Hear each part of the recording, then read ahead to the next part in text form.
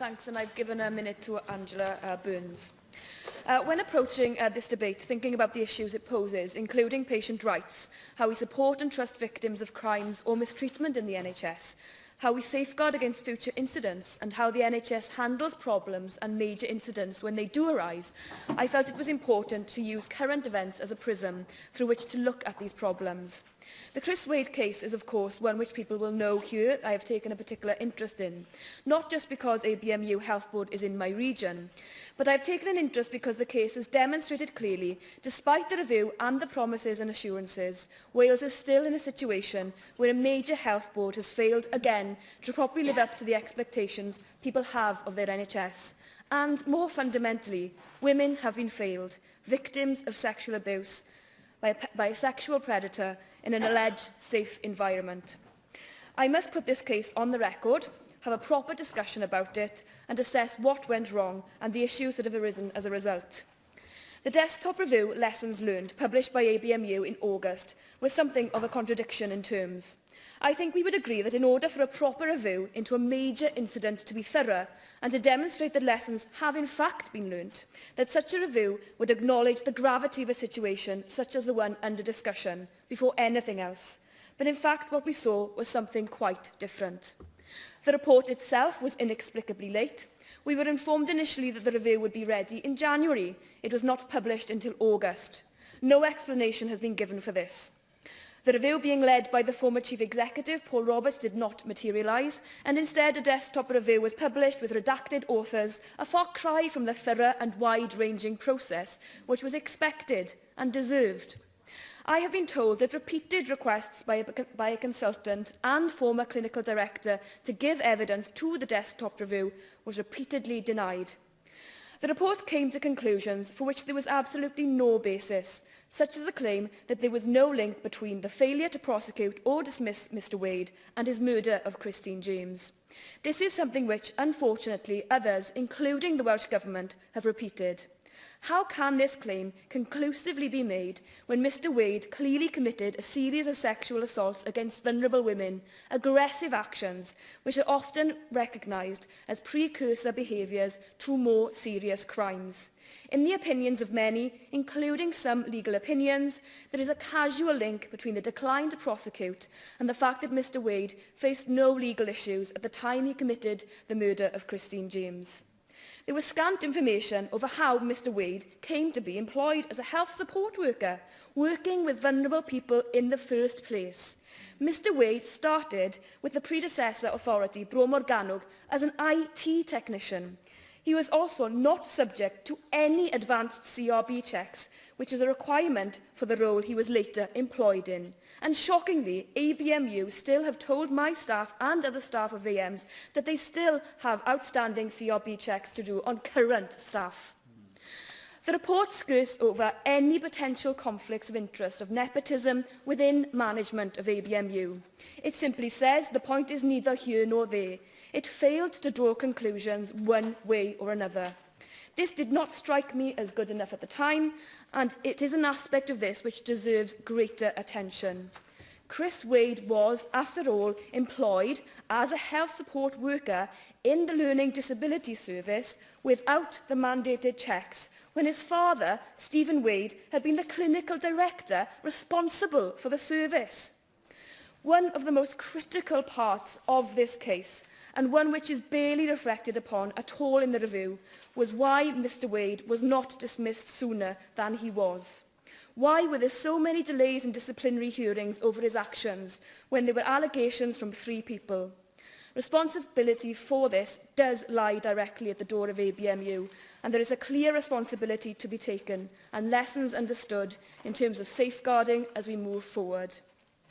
Although it's shocking, there is a recognised risk within the NHS of vulnerable people, particularly women, being abused. In fact, Rowan House stands on the site of Ely Hospital, at which the inquiry into failures of patient care for people with learning disabilities took place in 1969. The Kris Wade case occurred under the Health Board, in which standards of care in Princess of Wales Hospital has been subject to the independent inquiry and subsequent Andrews report trusted to care, and similar incidents had occurred within its mental health services. ABMU has acknowledged its failures of care towards people with a learning disability in the tragic case of Paul Ridd.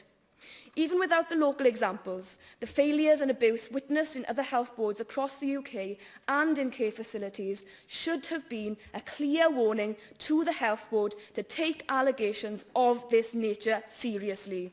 That, in cases of this kind, employment has to be weighed against risk, and there was a clear risk and a pattern developing with this case. Also omitted from the review were the problems with governance at ABMU. A former consultant from ABMU, who I met, told me, and I quote, "I had personally raised concerns with the medical director in 2012 following the second allegations of abuse and its implications recognised. Concerns around the internal governance and leadership of the director were highlighted in internal reviews of governance and performance but not acted upon, and a comprehensive range of concerns raised by myself and others about the failures of governance and actions of the clinical director either ignored or more actively suppressed by the executive of the health board. There is clearly major accusations to make here, and one which wasn't raised in the lessons learned report, in no small part because his request to submit evidence was rejected."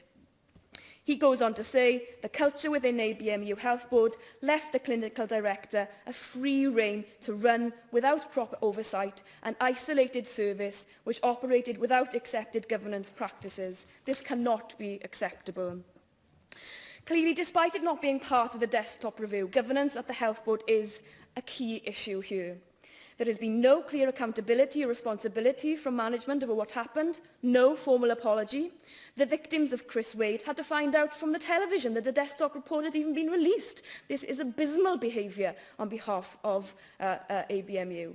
The BMA recently said that the Health Board should not be allowed to review themselves, and I think Angela Burns has said something similar, and I quote, "The Francis report starkly betrayed the catastrophic effects when concerns are not dealt with effectively, and post-Francis, we believe it is unacceptable for a health board to investigate serious concerns about itself." It becomes crystal clear from this case and from the desktop review that there needs to be a better and more robust framework in place to oversee the management of health boards.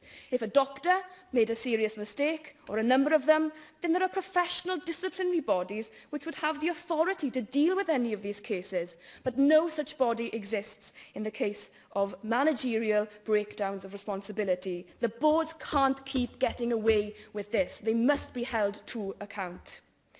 While we can never say for certainty that what happened in this Kris Wade case will never happen again, there is sadly likely to be allegations of abuse and crimes committed against patients in future. So we must prepare health boards and the NHS to deal with incidents more effectively and more timely than what has become apparent in recent events. The police, I believe, must bear some responsibility in terms of what happened in the Kris Wade case. This is not a matter for the Cabinet Secretary, but there should be, in the upcoming Health Inspectorate Wales assessment, a thorough as possible investigation into why the police did not bring charges initially in relation to the first allegation and why the CPS did not bring charges with regards to a later allegation. There is also a question to answer as to why, in one of the allegations, the police recorded a crime had been committed, yet no charges were brought in relation to it. Alan Collins, a solicitor representing one of the victims in the Wade case, told me this: "Police inaction is a concern in itself. I do not necessarily criticise the police because none of us actually know why Wade was not prosecuted for the 3 sexual assaults, and that is because the information is not in the public domain.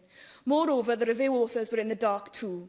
The fact is that 3 vulnerable patients were sexually assaulted by a man who posed a serious risk to women. He went on and killed. The public are entitled to know why this man was not prosecuted for the 3 assaults. Clearly, on the face of it, the police thought crimes had been committed. The victims and the public are entitled to know why this dangerous man, because that is what he was employed in public service and not prosecuted. We are also entitled to ask, are there lessons to be learnt from what we do know? Would, for example, the police approach these cases differently if reported today? I would hope that you would support me in calling for HIW to thoroughly investigate this police matter and that they give their full cooperation.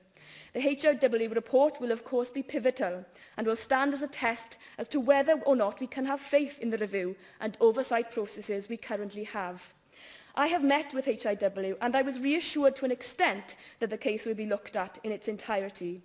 However, to what extent witnesses and evidence can be compelled from outside the Health Board or from those no longer employed by the NHS remains a grey area, and I would leave open the option of calling for a full independent inquiry under the Inquiries Act in future if necessary.